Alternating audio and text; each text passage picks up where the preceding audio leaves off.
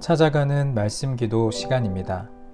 오늘도 하나님의 은혜가 성도님들의 가정과 일터와 이웃 가운데 넘치시기를 주님의 이름으로 축복합니다. 오늘 우리에게 주시는 하나님의 말씀은 시편 16편 1절부터 6절까지 말씀입니다. 하나님이여 나를 지켜주소서. 내가 주께 피하나이다. 내가 여호와께 아뢰는 주는 나의 주님이시오니 주 밖에는 나의 복이 없다 하였나이다. 땅에 있는 성도들은 존귀한 자들이니 나의 모든 즐거움이 그들에게 있도다. 다른 신에게 예물을 드리는 자는 괴로움이 더할 것이라. 나는 그들이 드리는 피의 전제를 드리지 아니하며 내 입술로 그 이름도 부르지 아니하리로다. 여호와는 나의 산업과 나의 잔의 소득이시니 나의 분깃을 지키시나이다. 내게 줄로 재어준 구역은 아름다운 곳에 있으며 나의 기업이 실로 아름답도다. 아멘. 오늘 시편 16편은 성경책을 보면 표제어에 다윗의 믹담이라고 되어 있습니다. 믹담이라는 것은 금원, 곧 황금의 말이라는 뜻입니다. 그만큼 소중한 말이고 그만큼 중요한 말이라는 뜻이지요. 다윗이 여기서 사람이 하나님 앞에서 누리는 기쁨을 세 가지로 말하고 있는데 그중 첫 번째가 다윗은 하나님 자체가 그에게는 복이라고 말합니다. 이 고백은 인간으로서 해야 할 가장 기초적이며 가장 중요한 근원적인 고백입니다. 그런데 우리는 하나님 자체를 복이라고 여기기에는 하나님을 좀 부담스럽게 여기는 경우가 많이 있습니다. 하나님 자체를 복이라고 고백하면 하나님께서 주시는 모든 것을 다 받아야 된다는 부담이 있기 때문이죠.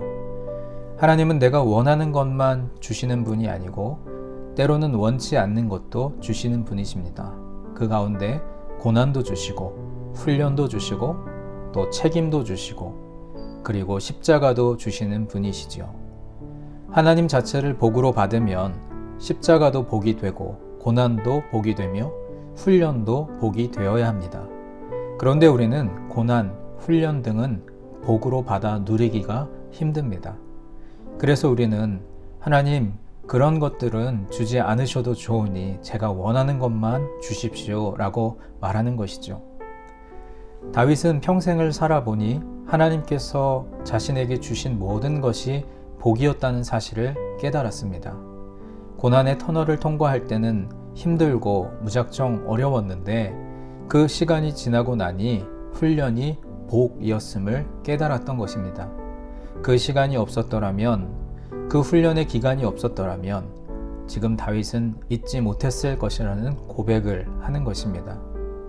그러므로 우리 그리스도인들은 고난이 지난 후에 하나님 자체가 복이라는 사실을 깨닫습니다. 하나님이 복이라는 사실을 깨닫게 되면 하나님으로부터 오는 모든 것을 복으로 여기고 우리의 인생에 주님께서 주신 모든 것을 기쁨과 감사함으로 받아 누릴 수 있게 됩니다.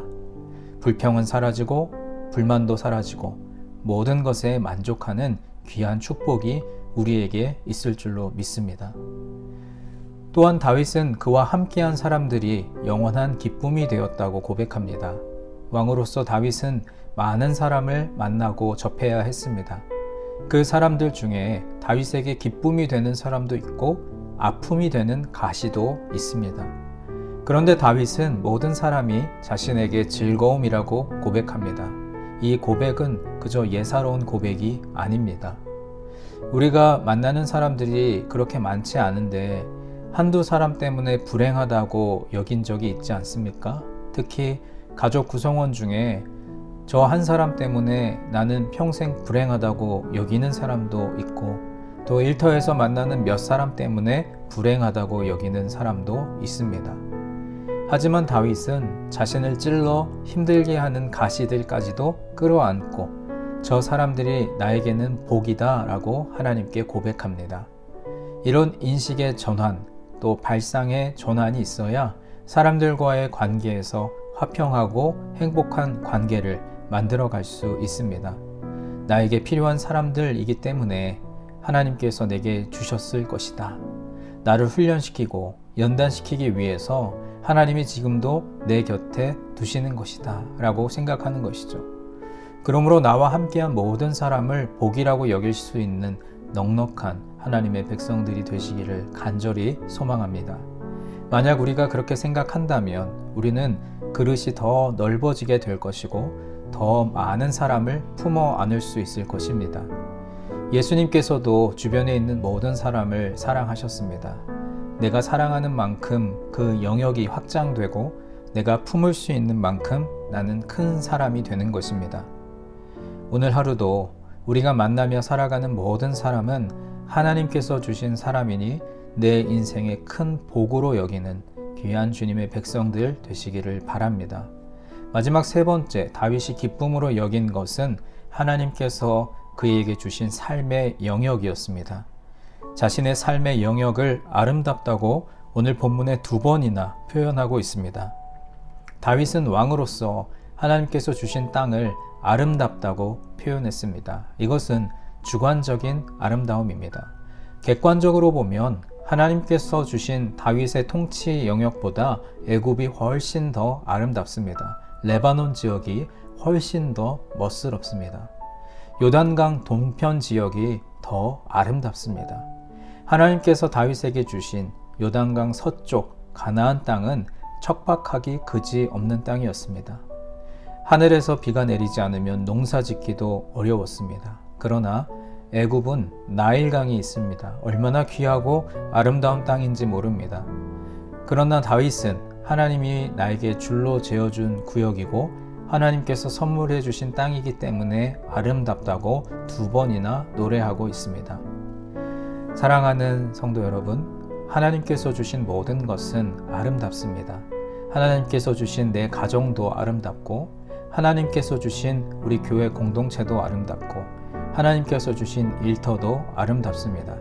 그래서 우리는 하나님께서 내게 주신 모든 것을 사랑해야 할 의무를 가진 사람들입니다. 불평하기 시작하면 끝이 없습니다. 하나님 저에게 왜 이런 일터를 주셨습니까? 하나님 저에게 왜 이런 가족만 주셨습니까? 이렇게 불평하며 인생을 허비하고 있지는 않은지 우리의 삶을 돌아보았으면 좋겠습니다.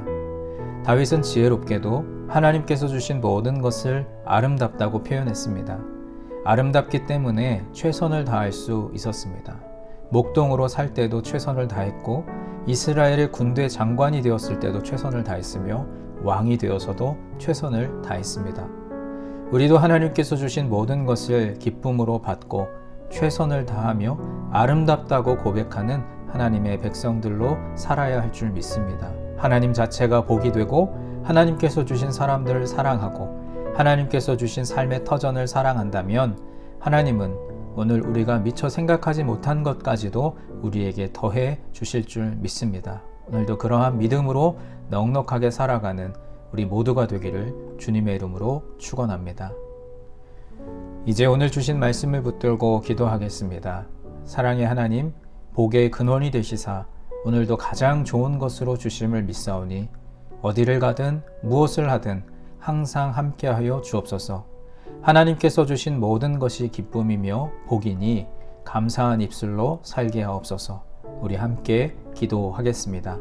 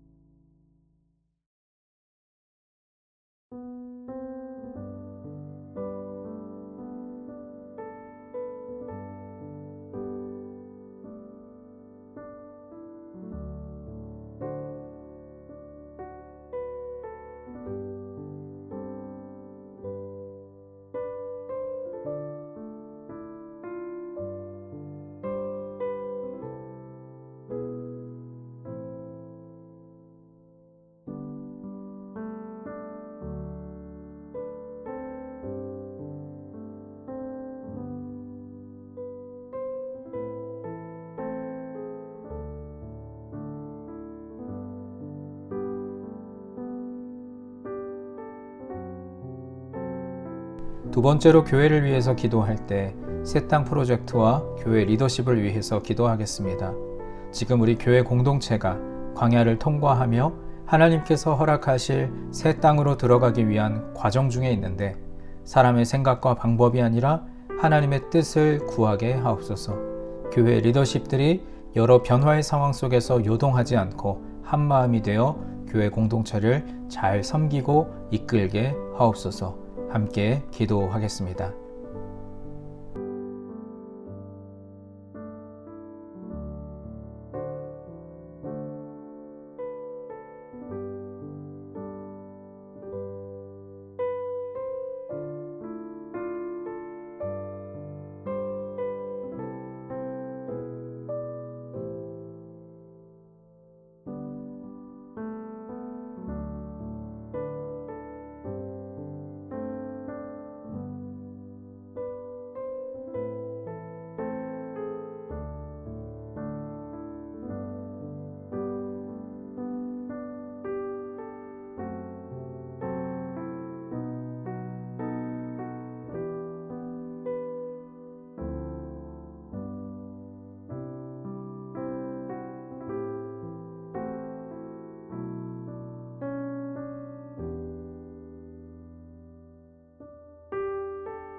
마지막 세 번째로 세상을 향하여 기도할 때 우리에게 주신 가정과 일터를 위해서 기도하겠습니다.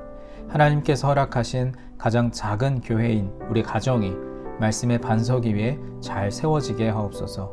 가정에서 하나님의 사랑과 은혜로 충만해져서 각자의 일터와 학업의 자리로 나아가 하나님의 자녀답게 선한 영향력을 끼치는 하루가 되게 하옵소서. 함께 기도하겠습니다.